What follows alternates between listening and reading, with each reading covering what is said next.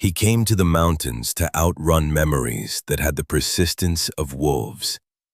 Memories that tracked him through the flatlands and crowded cities he had tried to inhabit after the uniform came off. The memories did not make noise. They were worse. They were a pressure, a weight in the air around him, a silence that had teeth. So he sought a louder silence, the kind that lived in the cathedral of the high country, where the wind scoured the granite peaks and the only ghosts were the swirling mists of morning. His name was Jacob, and the 44 years he had lived felt like a 100-year war fought in the territory of his own soul.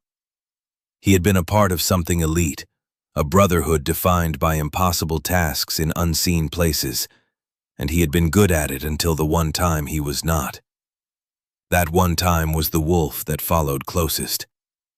He moved through the aspen groves with an economy of motion that was ingrained, a discipline that had outlasted its purpose. His feet, encased in worn leather boots that had molded to his bones, made little sound on the carpet of fallen leaves. Above them, cargo pants held the few tools he needed: a folding knife with a blade sharpened to a whisper, a compass that had never lied to him, and a small waterproof case with tinder and matches. His torso was covered in a familiar plaid flannel shirt, the colors muted by 100 washings, and over it, the olive drab of a field jacket that served as his armor against the world. On his wrist, a military-issue watch ticked with relentless, unmerciful precision, measuring out the seconds of a life he now felt was lived in the margins. His pack, an Everly-stock half-track, was a part of him, balanced and spare, containing only what was necessary for survival, nothing for comfort. Comfort was a luxury he had forfeited. Beside him, moving with the same silent purpose, was Dutch. The German shepherd was old, his muzzle a distinguished gray that crept up toward his intelligent amber eyes. Like Jacob, he was a veteran. He had served 2 tours, sniffing out the hidden dangers that men planted for other men, and his body carried the quiet stiffness of old injuries. He was not a pet. The word felt trivial, insulting. Dutch was a partner, a colleague, a silent confederate in this self-imposed exile. He never demanded affection, but accepted the quiet, firm pressure of Jacob's hand on his neck as a form of communication deeper than words. He was the one living thing whose presence Jacob could tolerate, because Dutch understood the nature of the watch. He was never entirely off duty. His gaze was always assessing, measuring, sifting the world through a filter of instinct that Jacob had learned to trust more than his own damaged intuition. They had been walking for 3 days, climbing steadily into the back of beyond, seeking a specific kind of emptiness. They found a small, level clearing near a creek that ran with the cold, clear blood of the mountain. Jacob pitched his small tent with practiced efficiency, the movements automatic, a liturgy of survival. Dutch sat and watched, his head cocked with an air of professional judgment. Jacob caught the look and felt the ghost of a smile. "It's level enough," he muttered, more to himself than to the dog. Dutch gave a low huff, a sound that managed to convey both skepticism and begrudging acceptance. He was a harsh critic. Later, as the fire crackled and spat, sending embers up to meet the early stars, Jacob felt the familiar pressure begin to build. It started behind his eyes, a phantom ache that came with the falling light. The smell of the pines, sharp and clean, should have been a comfort, but tonight it was tangled with another scent in his memory, the acrid smoke of a burning ruin, the smell of failure. He closed his eyes, but the image was already there. The face of a man named Miller, his eyes wide with a question Jacob could never answer, just before the world dissolved into fire and noise. He had made a choice that day. The mission, they called it. The mission had succeeded, but Miller was gone, and Jacob had been the one to leave him behind. He had followed the protocol. He had done his duty. He had broken something inside himself that could not be repaired. He opened his eyes. The fire was just a fire. The trees were just trees. But the weight remained. He looked over at Dutch, who was lying with his nose on his paws, seemingly asleep. But his ears were a radar, swiveling independently, tracking the tiny histories of the night woods. The scurry of a vole, the distant, questioning call of an owl. Then, both ears locked forward. Dutch's entire body went rigid. His breathing, which had been a soft, rhythmic sigh, stopped. He didn't growl. He didn't move. He simply became a statue of focused intensity, his gaze fixed on a point in the darkness upwind. Jacob felt the change instantly. It was a signal he knew as well as his own heartbeat. This was not the alertness of a dog hearing a deer. This was different. This was the posture Dutch took when he scented something that did not belong, something that was fundamentally wrong. Jacob's hand went to the dog's neck, a silent question. The muscles there were like steel cables. Slowly, with infinite care, Jacob rose to his feet. He scanned the darkness, his eyes accustomed to the low light. He saw nothing but the shifting dance of moon shadows. He heard nothing but the creak and the wind. But he did not doubt the dog. Dutch had never been wrong. Something was out of place in the heart of this wilderness, and its scent had just drifted into their small circle of light, a disturbance in the deep and profound silence they had come here to find. The mountain, which had felt like a refuge, suddenly held its breath. The silence no longer felt peaceful. It felt watchful, and for the first time in a long time, the threat Jacob felt was not from the past that hunted him, but from something tangible, something waiting in the woods ahead. The next morning broke cold and sharp, the sun a pale disk behind a thin veil of cloud. The tension from the night before lingered in the air, a low hum beneath the sound of the creek. Dutch had not relaxed.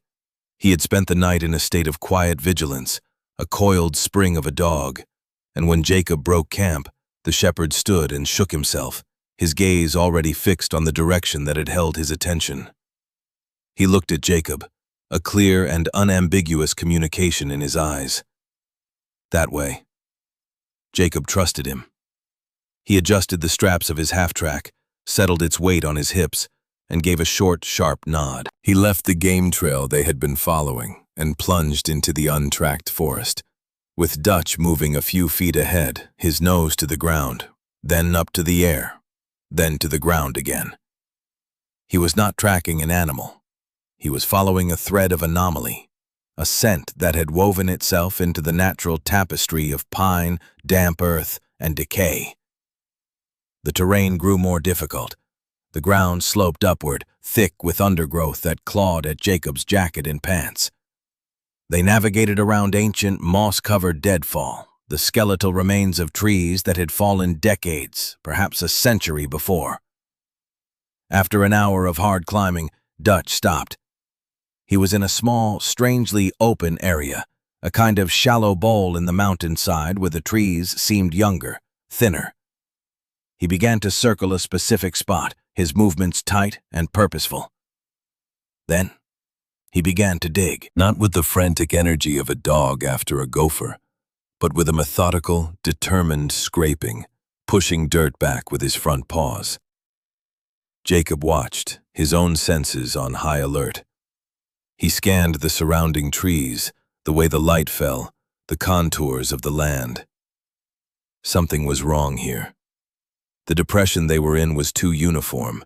The trees that ringed it, while mature, were all of a similar age, younger than the old-growth giants just a few hundred yards away. It was as if this patch of land had been cleared, violently, long ago. "What is it, Dutch?" Jacob murmured. The dog ignored him, his focus absolute. A moment later, his paw struck something with a dull clink. He stopped, pawing more gently now, and then looked back at Jacob. Jacob knelt, his gloved fingers probing the disturbed earth. He felt cold, smooth metal. He brushed away the soil and pine needles, his pulse quickening with a feeling he hadn't experienced in years. The cold thrill of discovery. It was a brass nozzle, heavy and beautifully made, its surface oxidized to a mottled green. But it was unmistakably the nozzle from a fire hose. Here, miles from any road, halfway up a mountain. It made no sense. He looked at Dutch, who gave a low whine, his eyes urging Jacob to look further. Jacob stood and surveyed the clearing again, this time with a new filter. He wasn't just a hiker anymore. He was an operator, reading a scene. He saw it now. The unnatural depression wasn't just a bowl. It was a long, rectangular scar on the landscape, nearly 100 feet in length. The trees he'd noticed weren't just younger, they were regrowth. He walked the perimeter of the depression, his boots sinking slightly into the soft, accumulated humus. He saw a line of old, bent saplings, trees that had grown up against a long, vanished obstacle and been forced to curve around it. This was not nature. This was a grave. He returned to the spot where Dutch had dug. He knew what he was looking for now. He began to follow the subtle line of the depression, moving toward its deeper end. He came to what looked like a solid wall of ivy, a curtain of green so thick it seemed like a feature of the land itself. But at its base, he saw a sliver of something that wasn't rock or wood. It was curved. It was metal. And it was red. He took hold of the thick, woody vines and pulled. They resisted, their tendrils clinging to their host with the tenacity of years.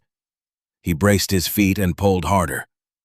A section of the ivy tore away with a sound like ripping canvas, revealing a patch of faded, peeling red paint. Beneath the paint, he could just make out the ghost of a letter, a tarnished gold F. He worked his way along the wall of green, tearing at the ivy, his breath coming in short, sharp bursts. More red paint. A chrome handle, pitted and dull. The unmistakable curve of a fender. It took him 20 minutes to clear enough of the vegetation to understand what he was looking at. It was the front quarter of a vehicle, nose down into the earth as if it had driven straight into the mountainside. And it was huge. He stepped back, his eyes tracing the shape half buried in soil and shadow. The high, rounded cab, the wide grille, the massive, flat-spoked wheels. It was a fire truck. A vintage machine, something from the 50s or 60s, resting in a tomb of its own making, miles from any civilization. A sense of awe and profound strangeness settled over him. This was not a crash. The angle was wrong. There was no corresponding scar of destruction from above. This truck had been placed here, deliberately, buried, hidden. He walked around to what he presumed was the driver's side, the door half swallowed by the earth. He could see into the cab through the shattered but still intact window. The seat was cracked leather, a nest for mice. The steering wheel was a skeleton of steel, its plastic coating long since crumbled away. But there was more. He circled the exposed part of the truck, running his hand over the cold, damp metal. He found a side compartment, its door slightly ajar. He pried it open with his knife. Inside, it was not empty. There was a heavy-duty toolbox, its lid open. The tools inside were not scattered. They were arranged in neat, felt-lined cutouts. A set of wrenches, a row of screwdrivers, all coated in a thin film of rust but otherwise perfectly ordered. Beside the toolbox was a small, canvas-wrapped bundle. He carefully lifted it out. It was heavy. He unrolled it on the ground. Inside were a dozen cans of food, beans, stew, fruit, their labels bleached white by time, but the cans themselves miraculously intact. This was not an abandoned wreck. This was a command post, a sanctuary, a time capsule. Someone had not just hidden this truck. They had prepared it. They had planned to stay. He looked at the neatly arranged tools, the carefully stored food. This place spoke of discipline, of foresight, of a purpose he could not yet fathom. Dutch came and stood beside him, pressing his side against Jacob's leg, a rare gesture of solidarity. The dog looked at the truck, then back at Jacob. His work was done. He had found the anomaly. He had brought Jacob to the door of the mystery. Now it was up to the man to find the courage to open it. The wind picked up, rustling the leaves of the ivy, and for a moment it sounded like a voice, whispering a story that had waited decades to be told. The weight in Jacob's chest had not vanished, but it had shifted. It was no longer just the pressure of his own past. Now it was mingled with the gravity of someone else's. The journey back to civilization was a descent through layers of silence. The profound quiet of the high country gave way to the more cluttered sounds of the lower elevations, and finally, to the distant hum of a highway. Jacob felt the change like a physical pressure against his skin. He had left the fire truck as he had found it, a sleeping giant in the forest. But the image of it was burned into his mind. The faded red paint, the ordered tools, the sense of a story held in suspension. It had become a new kind of ghost, one that walked beside him and Dutch on the road into the small town of Havenwood. Havenwood was a place that seemed to be holding its own against the relentless march of time. The buildings on its short main street were a mix of tired brick and freshly painted timber, with a few empty storefronts staring out like missing teeth. It had the feel of a community that was too stubborn to die, but too weary to thrive. It was the kind of place Jacob usually passed through without stopping, a place of entanglements and shared histories he had no interest in joining. But the truck had changed that. The truck demanded context. He found the county clerk's office in a small stone building that also housed the sheriff's department and a one-room library. The air inside smelled of old paper, floor wax, and weak coffee. Behind a high wooden counter sat a woman in her late 50s, her graying hair pulled back in a severe bun. She wore wire-rimmed glasses perched on the end of her nose, and her eyes, when she looked up at him, were the color of a winter sky, sharp, clear, and missing nothing. Her nameplate read, Martha Colson, County Clerk. She was the archetype of a gatekeeper, and Jacob knew his approach had to be precise. "Can I help you?" Her voice was not unkind, but it was devoid of pleasantries. It was a tool for sorting information. "I'm looking for old survey maps," Jacob said, his own voice low and even. "And possibly records of emergency service calls, from about 20, maybe 25 years ago." Martha's gaze sharpened. She took in his worn field jacket, his disciplined posture, the quiet intensity in his eyes. She didn't see a tourist. She saw something else, something familiar and vaguely unsettling. "That's a specific request. What's your interest?" Jacob had learned that the truth, carefully edited, was often the best tool. "I'm a hiker. I found something in the national forest north of here, something that seemed out of place. I'm trying to understand what it is." "Out of place, how?" "A vehicle. An old one. It looked like it had been there a long time." Martha leaned back in her chair, her eyes never leaving his. He wasn't being evasive, but he was holding back. She could feel it. She respected it. It was better than a fabricated story. "The National Forest is federal land, but anything involving county services, like a fire response, would leave a record here." "What area, specifically?" Jacob described the location, using the creek and two distinctive granite peaks as landmarks. As he spoke, he saw a flicker of recognition in her eyes. She pushed her glasses up her nose and turned to a wall of heavy leather-bound ledgers and flat-file map cabinets. That area. There was a big fire up there, back in the late 90s. The Black Creek Fire, they called it. She pulled open a long, wide drawer with a low rumble. The smell of aging paper intensified. Officially, it was a lightning strike. Burned for 3 weeks. Nearly reached the valley. She laid a large, rolled map on the counter, weighting the corners. This is the survey from before the fire. She then pulled out another. And this is from after. Jacob looked at the two maps. The first showed contour lines, creeks, and parcels of land designated for logging or conservation. The second was starkly different. A huge swath of the map was crosshatched, labeled burn scar. But as he traced the boundaries of the burn, he saw a discrepancy. The location where he'd found the truck, the small bowl on the mountainside, was marked as untouched on the aftermap. Yet he had seen the evidence of regrowth with his own eyes. The map was wrong. Or it was a lie. The records from that time are archived, Martha said, watching him. Most of them are paper. It would take time to find a specific incident report. She was testing him, gauging his commitment. I have time, Jacob said simply. Her expression softened almost imperceptibly. She nodded. There's someone you should talk to.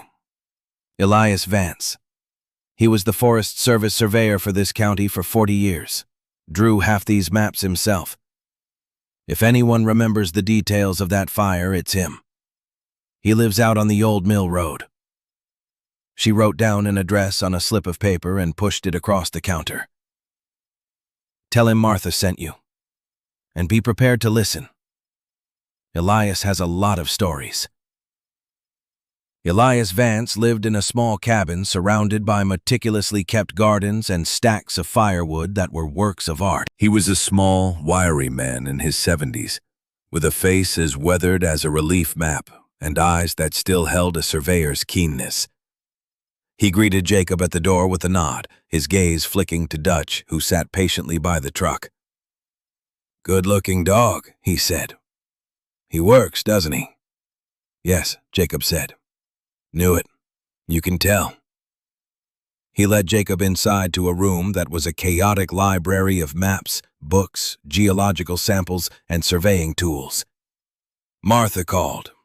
Said you found something that didn't fit the picture. A vehicle. Jacob described the fire truck, its location, the condition he'd found it in. As he spoke, Elias's expression grew more and more intent. He walked over to a cluttered workbench and began sifting through a stack of rolled documents tied with string. The Black Creek Fire, Elias said, his back to Jacob. That wasn't a clean burn. It was a strange one. Started in 3 places at once, according to the boys on the first response team. But the official report said 1 lightning strike. Easier that way. He pulled out a tube and unrolled a map on the table. It was a hand-drawn topographical map, covered in notes and faint pencil lines. This is my personal copy, the one the feds didn't get. He pointed a gnarled finger at the area Jacob had described. The official report said the fire was contained at this ridge, but we knew it jumped the line. It burned hot and fast through Black Creek Basin, wiped it clean. But the timber company that owned the logging rights, their survey, submitted a month later, showed the basin as untouched. Their land value stayed high. Funny that. Why would they lie? Jacob asked. At the time, there was talk of a big resort development. Needed a huge parcel of private and federal land. The timber company was in deep financially. A fire would have devalued their holdings, invoked environmental clauses, tied the land up for years. But if on paper the land was pristine, Elias trailed off, letting the implication hang in the air.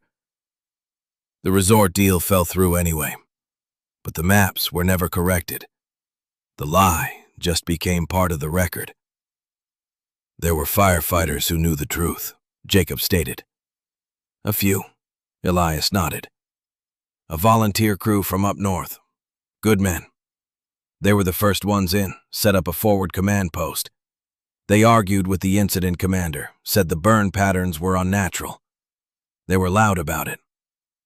Then they were reassigned, sent home.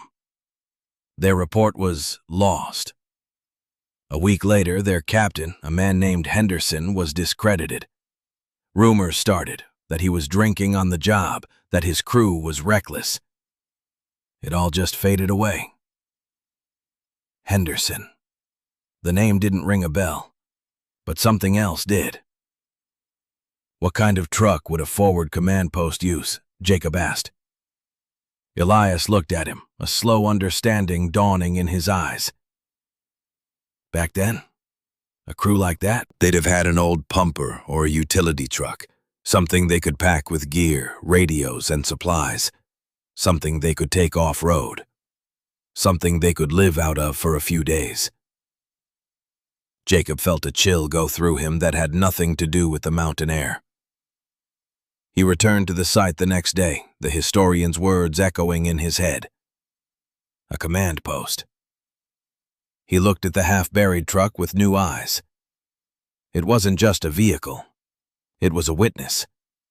It was the report that had been lost. He went straight to the cab. He had overlooked something before. Welded to the floor beneath the passenger seat was a heavy steel box about the size of an ammo can. It was painted the same red as the truck, and its seams were sealed with a thick, ugly bead of weld. It was meant to be permanent. It was meant to survive a fire. It took him the better part of an hour, using a crowbar from his truck and a small sledgehammer, to break the welds. The sound of the hammer striking steel was a sacrilege in the quiet woods. Finally, with a groan of tortured metal, the lid broke free. Inside, protected by a sheet of oilcloth, was a treasure of a different kind.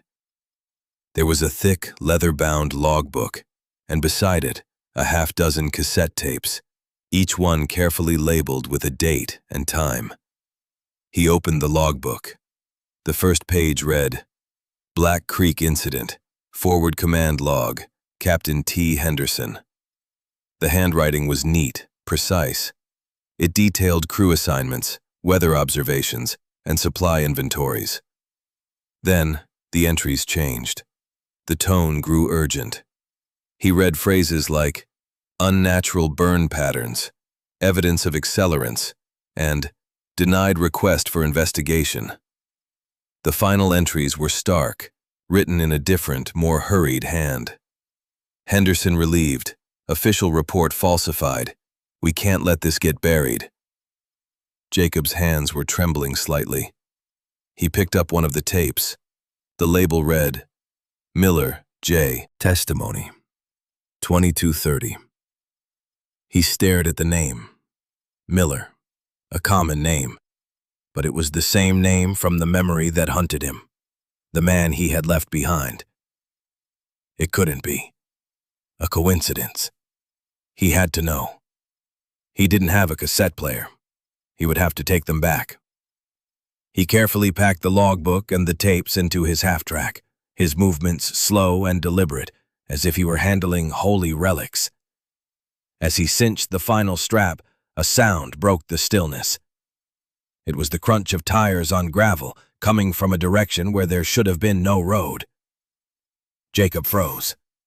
Dutch, who had been dozing in a patch of sun, was instantly on his feet, a low rumble starting deep in his chest. A moment later, a pristine, dark green SUV, the kind that belonged in a corporate parking garage, nosed its way through the trees and came to a stop 20 yards away. The engine died, and the sudden silence was deafening. A man stepped out. He was in his late 40s, dressed in expensive outdoor wear that looked like it had been purchased that morning. His boots were clean. He was tall, with a handsome, confident face and an easy smile that didn't reach his eyes. He looked at Jacob, at the half-excavated fire truck, and at the pack on Jacob's back. His smile widened slightly. "Quite a discovery," the man said, his voice smooth and reasonable. "You must be the hiker who was asking questions in town." He walked forward slowly, his hands held out in a gesture of non-aggression. "My name is Corbin. I represent the Aspen Ridge Conservancy. We're in the process of acquiring this land for preservation." Jacob said nothing. He remained still, his hand resting on Dutch's neck, feeling the tension in the dog's muscles. Corbin stopped a respectful distance away, his eyes cataloging the scene with a quick, proprietary glance. "That old truck is a bit of an environmental hazard," Corbin continued, his tone casual. "We have a team scheduled to come up and remove it, part of our site reclamation project. Good thing you found it, saved us some survey time." He was using words as a form of camouflage, burying the truth under layers of bureaucratic jargon. Aspen Ridge Conservancy. Elias hadn't mentioned a conservancy, he had mentioned a resort development. Jacob's gaze was steady. He didn't need to speak. His silence was its own statement. It said, "I know you're lying." Corbin's smile tightened. The folksy charm began to evaporate. "This is private property now, or it will be once the paperwork is finalized. You're technically trespassing, but I'm willing to overlook that. We'd appreciate it if you'd pack up your things and let our people handle this. It's a delicate situation." "Delicate how?" Jacob's voice was quiet, but it cut through the pleasantries like a shard of glass. Corbin's eyes narrowed. "It's an old, abandoned piece of scrap metal. There are liability issues. We're just cleaning up the area." He gestured dismissively at the fire truck, a monument of history reduced to an inconvenience in his narrative. Jacob thought of the logbook in his pack, of the tapes bearing the names of men who tried to tell the truth. He thought of the name Miller. He slowly unslung his pack and set it on the ground. Without taking his eyes off Corbin, he unzipped a side pocket and pulled out one of the cassette tapes. He held it up, the small plastic rectangle catching the dappled sunlight. He didn't say what it was. He didn't have to. The effect on Corbin was immediate. The polite mask didn't just slip, it shattered. For a fleeting second, a look of pure, cold fury crossed his face before being replaced by a carefully controlled mask of concern. "Old tapes. You have to be careful with things you find. They can be taken out of context, misinterpreted." "I'm good at context," Jacob said. The pretense was over. The battle lines were drawn, not with weapons, but with the weight of a 20-year-old secret. Corbin took a half-step forward, his posture shifting from that of a friendly executive to something harder, more predatory. "Those materials are part of this site. They fall under our reclamation authority. I'm going to have to ask you to hand them over." It was in that moment that Dutch made his judgment. He had been a statue of taut muscle, a silent observer. But as Corbin advanced, the dog moved. He stepped in front of Jacob, placing his body between the two men. The low rumble in his chest deepened into a growl that was less a sound and more a vibration that seemed to shake the very air. He did not bark. He did not snarl aggressively. He simply lifted his lip on one side, just enough to expose the white, lethal tip of a single canine tooth. It was a clinical display of potential, a statement of fact delivered without anger. It said, "This is the boundary. Do not cross it." Corbin froze. He was a man accustomed to using words and money to move obstacles. He was not accustomed to obstacles that could tear his throat out. He looked at the dog, at the absolute certainty in its eyes, and then back at Jacob's impassive face. He saw an alliance he could not break, a loyalty he could not buy. He took a slow step back, raising his hands again, the friendly gesture now looking forced and brittle. "All right. No need for things to get unpleasant." His eyes, however, were making a promise. "Our survey team will be back tomorrow with the proper equipment to secure the site. I'd advise you to be gone by then, for everyone's sake." He turned without another word, got into his SUV, and drove away. The sound of his engine faded, and the forest settled back into its deep silence. But the peace was gone. Jacob knew Corbin wasn't just coming back to remove a fire truck. He was coming back to finish the job that had started 20 years ago. He was coming to bury the truth for good. Jacob looked down at Dutch, who was now sitting calmly, his tongue lolling out in a pant as if nothing had happened. He reached down and ran his hand over the dog's broad head. "Good boy," he said. The words felt inadequate. Dutch had not just issued a warning. He had confirmed the nature of the enemy. The man was not just a liar. He was a threat. And now, the storm was coming. The sky began to turn that evening. The clear, sharp blue of the high country bruised to a sullen gray, and the wind, which had been a steady whisper, began to speak in a harsher, more urgent voice. Jacob sat by his small fire, the cassette tapes and the logbook laid out on a piece of canvas beside him. He had made a decision. He was not going to run. The thought of it had crossed his mind. To take the evidence, disappear back into the wilderness, and mail it to a journalist. It would be the smart move, the tactical move. But it felt too much like the choice he had made all those years ago. It felt like leaving a comrade behind.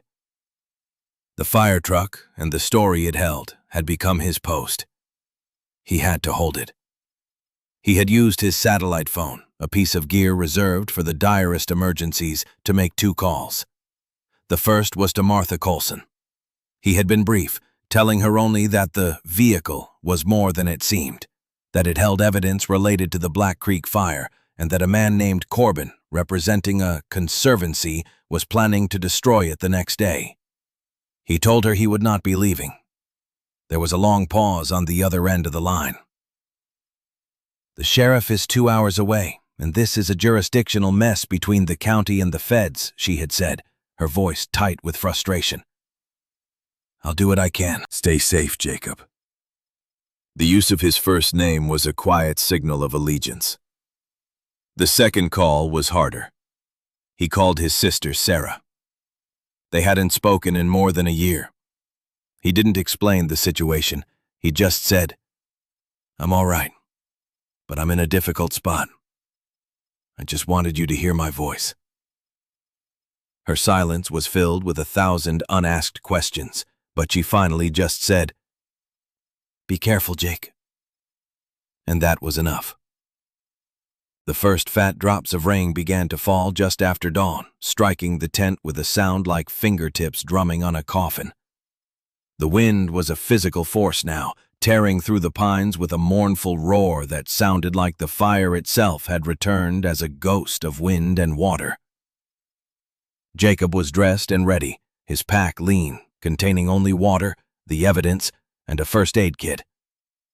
Dutch stood beside him, his fur already dark with rain, his body braced against the gusts. He seemed untroubled by the weather. He was a creature of purpose, and the storm was just another element of the operational environment. They arrived just as the first vehicle, a heavy-duty flatbed truck carrying a small excavator, was grinding its way up the makeshift track Corbin's SUV had forged. Corbin was not with them. In his place were 3 men. 2 were thick-set, with the indifferent expressions of hired labor. The third was different. He was younger, leaner, and moved with a familiar economy. He wore old Army surplus gear, and his eyes, as he scanned the site, were not indifferent. They were watchful, analytical. He was the conflicted insider, the man who was here for a paycheck but whose soul was not yet sold. Jacob saw it in an instant. The younger veteran gave Jacob a curt nod, a silent acknowledgement of a shared history, even if they had never met. The other two men ignored him, starting the excavator with a belch of diesel smoke that was quickly shredded by the wind. The chaos began. The roar of the engine, the relentless drumming of the rain, the groaning of the trees. It was a symphony of destruction. Jacob stood his ground near the cab of the fire truck, a silent, solitary sentinel. He had placed the logbook and tapes on the driver's seat, a symbolic gesture. This is what you have come for. It is not scrap metal. It is a story. Dutch stood at his side, a dark, unmoving shadow. The excavator operator, one of the indifferent ones, began his work clumsily, his first goal simply to clear a path. The machine's bucket clawed at the earth and roots around the fire truck, tearing at the soil that had protected it for 2 decades. The younger veteran wasn't part of the destruction. He was unspooling a heavy winch cable from the flatbed, ostensibly to haul away the debris.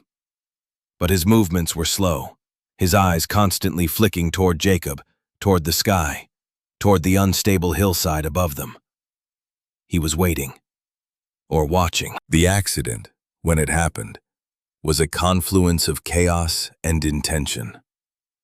The excavator swung its arm high, knocking against the trunk of a dead, half-rotted pine on the slope above the truck. The tree, already weakened by the saturated ground and the wind, shuddered. The operator, either through incompetence or on orders, nudged it again. With a sound like a rifle shot, the base of the tree splintered. A massive section of the trunk, a log the size of a cannon, broke free and began to roll down the muddy hillside, gathering momentum, heading directly for the cab of the fire truck where Jacob stood. It all happened in a sliver of time that stretched into an eternity. Jacob saw the log coming. He had a half-second to react, to throw himself clear. But in that half-second, something else moved faster. Dutch, with a guttural bark that was pure, selfless instinct, launched himself at Jacob. The dog's solid body slammed into Jacob's legs, knocking him sideways, off balance, and out of the log's direct path. Jacob fell hard into the mud and rocks. He heard the thunderous crash as the log struck the earth where he had been standing. It glanced off the front fender of the fire truck with a screech of tortured metal and came to rest, pinning the front wheel. And from beneath it came a single, sharp cry of pain. Jacob scrambled up, his heart a cold stone in his chest. Dutch. The dog lay half submerged in the mud, his front half struggling to rise, his hindquarters trapped beneath the massive weight of the pine log. His amber eyes were wide with shock and pain, but they were fixed on Jacob. At the same time, Jacob heard the roar of the excavator's engine intensify. The operator, seeing his chance, was swinging the bucket around, aiming for the roof of the cab. He was going to crush it, to obliterate the seat where the logbook and tapes lay, to bury the evidence under a ton of steel and rain and mud. The choice was there. It was absolute. It was a perfect, hellish echo of the past. The mission, to protect the evidence, the story, the truth, to stop the excavator, to salvage the tapes, to complete the objective. And the partner, trapped, injured, looking to him for salvation. Miller's face flashed in his mind, the dust, the fire, the question in his eyes. He had left Miller. He had completed the mission, and he had died inside. This time, the protocol was different. It was written on his own heart. He didn't hesitate. He didn't even glance at the swinging excavator arm. He turned his back on the mission. He turned his back on the fire truck, on the tapes, on the entire 20-year secret. He scrambled through the mud and fell to his knees beside his dog. "Dutch, I'm here, buddy. I'm here." He ran his hands over the dog's trapped body, assessing the damage. The log was immense, impossibly heavy. He put his shoulder to it, his boots slipping in the mud, and pushed with every ounce of strength he had. It didn't budge. Dutch whimpered, a low, broken sound that tore at something deep inside Jacob. He looked up, desperate, and his eyes met the gaze of the younger veteran. The man was standing by the winch, the cable in his hand, watching. He had seen it all. He had seen the log fall. He had seen Dutch's sacrifice. And he had seen Jacob's choice. He had seen a man choose loyalty over the objective. In that moment, a decision was made. The young veteran's face hardened with resolve. With a swift, deliberate movement, he hooked the winch cable not to the excavator, but around the end of the very log that was pinning Dutch. Then he strode to the control panel on the side of the flatbed. He looked at the excavator operator, who was now pausing, confused by the delay, the bucket hovering over the fire truck's cab. The young veteran gave him a cold, hard stare. Then he engaged the winch. The cable went taut with a loud groan. The flatbed's engine strained. For a second, nothing happened. Then, slowly, miraculously, the log began to move. It shifted, scraping against the truck's fender, and lifted just a few inches. It was enough. Jacob dragged Dutch free, pulling the dog's dead weight out from under the trap. The dog yelped, but he was clear. Just as Jacob pulled him to safety, a new sound cut through the storm. It was a siren, faint at first, then growing louder, closer. Headlights sliced through the sheets of rain. A county sheriff's truck, mud-splattered and determined, fishtailed to a halt, blocking the only way out. The passenger door opened, and Martha Coulson stepped out, wrapped in a heavy raincoat, her face set like granite. She held a large industrial flashlight like a weapon, its beam cutting through the gloom and landing squarely on the excavator. The game was over. The excavator operator killed the engine, the sudden silence more shocking than the noise. The other hired hand dropped the tool he was holding and raised his hands. The conflicted insider stood by the winch controls, his face unreadable in the swirling rain. He had not saved the evidence. He had saved the man who was protecting it. And in doing so, he had saved everything. Jacob knelt in the mud, his arms around his injured dog, the rain washing over them both. He had chosen to stay. And in that choice, in that moment of absolute selfless loyalty, the tide had turned. The mountain had finally given up its secret. The morning after the storm was unnaturally quiet, the air scrubbed clean and smelling of wet earth and pine. The site was transformed. Yellow tape, incongruous against the greens and browns of the forest, cordoned off the fire truck. The vehicle itself seemed to be breathing a sigh of relief, its faded red paint gleaming in the watery sunlight. The great log that had nearly been an instrument of destruction was now just a piece of the landscape again. A deputy was taking a statement from the younger veteran, the one who had operated the winch. Jacob watched from a distance, sitting on a dry rock with Dutch lying at his feet. The dog's rear leg was carefully splinted and bandaged, the work of a paramedic who had come up with the sheriff. He was on painkillers, his amber eyes drowsy, but he was alive. He was here. That was all that mattered. Corbin was there too. He had been summoned from town and had arrived in his pristine SUV, which now looked foolishly out of place next to the muddy sheriff's vehicles. His polite mask was gone, replaced by a tight, angry pallor. He was speaking with the sheriff and Martha Coulson, his hands gesturing, his voice a low, insistent murmur. But his power had evaporated.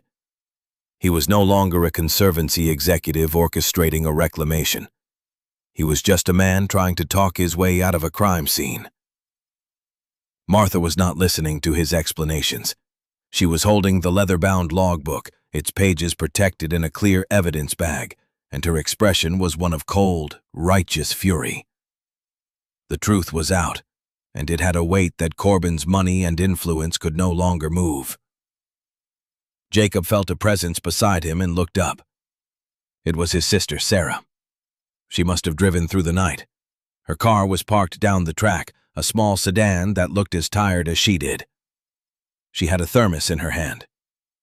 She didn't say anything at first, just stood there, taking in the scene.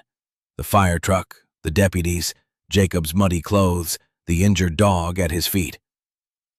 Her eyes were full of a worry that she had held on to for years. "I told you I was all right," Jacob said, his voice rough. "You never call, Jake," she said softly. "When you do, all right doesn't mean what it used to." She unscrewed the cap from the thermos and poured a cup of steaming coffee. She handed it to him. Their fingers brushed. It was the first time they had touched in over a year. "I heard what you did. What the dog did." Jacob took the coffee. The warmth seeped into his cold hands. "He's a good boy." "You're a good man, Jacob," she said, her voice thick with emotion. "You just forgot how to be." She put her hand on his shoulder, a simple, grounding gesture. It wasn't forgiveness. It wasn't a solution. It was just presence. It was a bridge being rebuilt, stone by quiet stone, across a chasm of silence and pain. He didn't pull away. He just nodded and looked out at the scene, feeling the warmth of the coffee and the light pressure of his sister's hand. Later, Martha walked over to him. The sheriff was leading Corbin to one of the trucks. The fight was over. "The district attorney will be interested in this," Martha said, gesturing with the bagged logbook. "The tapes, the log, the testimony from your friend with the winch. Elias Vance is already on his way up. He's calling it the most important historical find in this county's history." She looked at the fire truck, then at Jacob. "This place will be protected now. It will probably be designated a state historical site, a memorial to those men." She paused. "It will need a caretaker, someone to watch over it, to make sure the story isn't forgotten again. Someone who knows the terrain. Someone who understands what it means to stand a post." It wasn't a question. It was an offer. A purpose. A reason to stay. Jacob looked from the fire truck to the mountains that surrounded them, the peaks sharp against the blue sky. He had come here to be lost. But this place, this story, had found him. He looked down at Dutch, who thumped his tail weakly against the ground. He looked at his sister, who was watching him with a hopeful smile. "I think I can do that," Jacob said. The words felt solid. They felt like home. The epilogue was written not in words but in the turning of a season. Autumn came to the high country, setting the aspens ablaze in a fire of gold and orange that was cleansing, not destructive. The fire truck stood in its clearing, no longer a tomb, but a monument. The earth around it had been carefully cleared, the chrome polished, the faded red paint sealed to protect it from the elements. A simple bronze plaque had been set in a stone at its base. It told the story of the Black Creek Fire and listed the names of Captain Henderson's volunteer crew, the men who had tried to tell the truth. The final name on the list was J. Miller. A quiet investigation, spurred by Jacob, had confirmed it. The same Miller. A young firefighter from a neighboring county, serving on a volunteer exchange. A man whose first and last stand had been on this mountain. The wolf of memory had finally been met, not outrun. It had been given a name, a history, a place of honor. Jacob walked the perimeter of the clearing, his limp barely noticeable now, a faint echo of the day of the storm. Beside him, Dutch walked with a similar, more pronounced limp, a permanent badge of his courage. He was the official site mascot, beloved by the occasional respectful visitors, historians, forestry students, families of the men on the plaque, who now made the pilgrimage up the newly marked trail. Jacob's life was quiet, but it was no longer empty. His role as caretaker was his anchor. He had his small cabin, provided by the county, a few miles down the mountain. His sister visited on weekends. They talked, sometimes about the past, but more often about the future. He was mending. He was reconnecting. He stopped in front of the fire truck, its polished grille reflecting the brilliant blue of the sky and the gold of the trees. He looked at his own reflection. He saw a man in his 40s, his face lined by sun and time, his hair showing more gray at the temples. He saw the familiar olive jacket, the plaid shirt, but the man in the reflection was different now. The haunted, hunted look in his eyes was gone. It had been replaced by a deep, settled calm, a watchfulness born not of fear, but of purpose. He had come to the mountains seeking an ending, a place to disappear. Instead, he had found a beginning. He had been given a second chance, not to erase the past, but to honor it. He had learned that redemption wasn't about forgetting. It was about choosing to remember correctly. It was about choosing loyalty, choosing to stay. Dutch nudged his hand, and Jacob looked down at his partner, his friend. The dog looked up at him, and in his wise, amber eyes, Jacob saw the same quiet peace he felt in his own heart. The mountain was no longer a place to hide. It was home.